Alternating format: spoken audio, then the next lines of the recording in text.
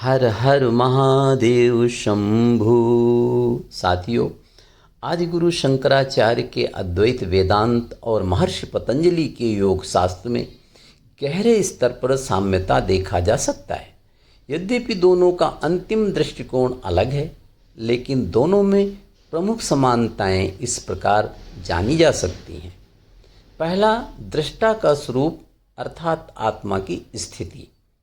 अद्वैत मत के अनुसार जीव ही ब्रह्म है, अर्थात आत्मा का वास्तविक स्वरूप ब्रह्म ही है। योग सूत्र में कहा गया है, तदा दृष्टु स्वरूपे अवस्थानम। तब दृष्टा अपने स्वरूप में स्थित हो जाता है, अर्थात दोनों मतों में आत्मा के शुद्ध स्वरूप में स्थित होने की बात कही गई है। द्वितीय, अज्ञान अर्थात अविद्या ही बंधन का कारण है।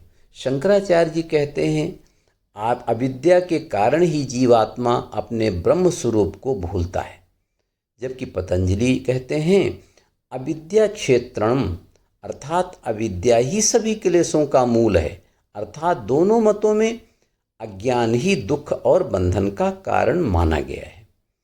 तृतीय, चित्त वृत्तियों का निरोध और माया का क्षय।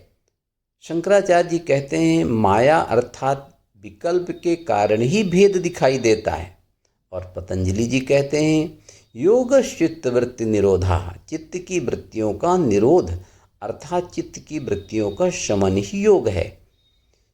चौथा, विवेक ज्ञान की प्रधानता। शंकराचार्य जी कहते हैं ब्रह्म ज्ञान से ही मोक्ष संभव है, जबकि योग सूत्र में कहते हैं विवेक ख्याति, अर्थात विवेक ज्ञान से ही कैवल्य अर्थात मुक्ति है, अर्थात दोनों मतों में ज्ञान को ही मुक्ति अर्थात कैवल्य का साधन माना गया है।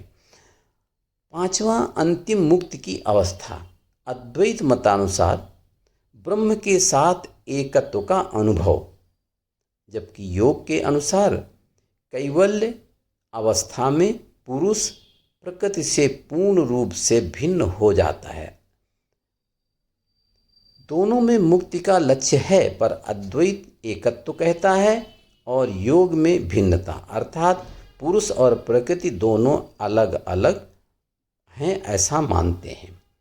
दोनों का निष्कर्ष, दोनों में साधना का मार्ग, अज्ञान का त्याग और आत्मस्वरूप के प्रति समान दृष्टिकोण है। अंतर केवल अंतिम सिद्धांत में है। अद्वैत के अनुसार सब एक हैं, जबकि योग के अनुसार पुरुष और प्रकृति दोनों अलग अलग हैं।